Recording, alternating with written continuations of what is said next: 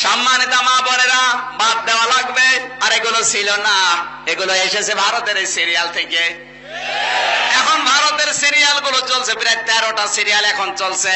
এই যে রাখি বন্ধন, আদরিনী, প্রতিদান, কিরণমালা, তুমি আসবে বলে, তোমায় আমায় মিলে, চোখের তারা 2, জল নূপুর। মনে করছেন হুজুর কিছু জানে না, সব আমার মুখস্থ। 13টা সিরিয়াল এখন হয় মাগরিব থেকে রাত 11টা পর্যন্ত।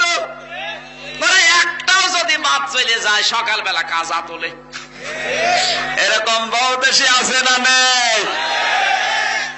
ভারতের সিরিয়াল সব চাইতে বেশি আকৃষ্ট মেয়েরা এখন রাখি বন্ধন নিয়ে।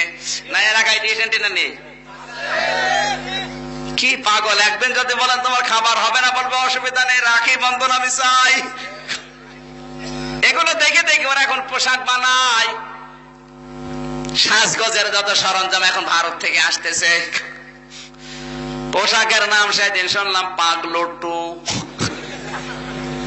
শয়তান যদি শোনে বলবে আল্লাহ এ কি পোশাক, পাগলুটু। মানে এখানে ছিড়া ওখানে ছিড়া, জায়গা মতো ছিড়া। সেদিন গোপালগঞ্জে মাগরিবের নামাজে দাঁড়িয়েছি, সামনে এক যুবক নামাজ পড়ছে। ও যখন সেজদায় গেল, জান্নাত জাহান্নাম সবই দেখা যাচ্ছে। হঠাৎ করে মোবাইলে কল এসেছে, ও মোবাইল নামাজের ভেতরে ধরে বলছে হ্যালো আমি নামাজে আসছি, পরে কল দেন।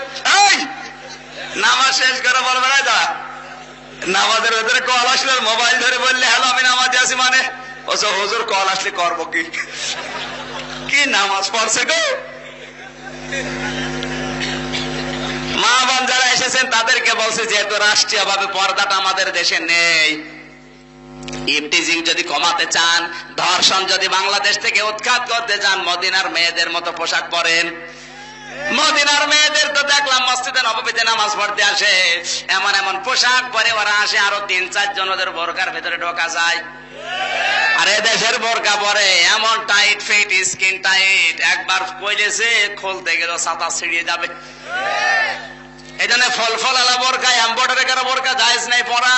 জোস পায়জামা পরা মেয়েদের জন্য হারাম। কথা বলছেন আমার? তাবারুজের 2 নম্বর অর্থ, ওদের পোশাক হয়ে যাবে 8-60। 4 পিসের জায়গায় এসেছে 3 পিস, এরপরে 2 পিস। এখন বিশ্ববিদ্যালয় দেখি মেয়েরা আসে 1 পিস পরে। 18-20 বছর যুবতী মেয়ে 1 পিস পরে যদি বাস থেকে নামে, এতে কেমন লাগে বলেন তো? কথা বললে না কেন? একজন বলছে আরাম লাগে। নাউজুবিল্লাহ, নাউজুবিল্লাহ। এই সমস্ত মহিলারা যখন রিকশায় ওঠে, আমার মনে হয় তখন এই রিকশা চালক অ্যাক্সিডেন্ট করে। একদিন আমি নিজে উঠেছিলাম কুষ্টিয়ার বড় বাজারের রিকশায়, আমার নিয়ে টানতে পারে না। 2 দিন পরে থেকে মোটা মোটা 3 জন মহিলা উঠেছে রিকশায়, হোড় হোড় করে টেনে নিয়ে চলে যাচ্ছে।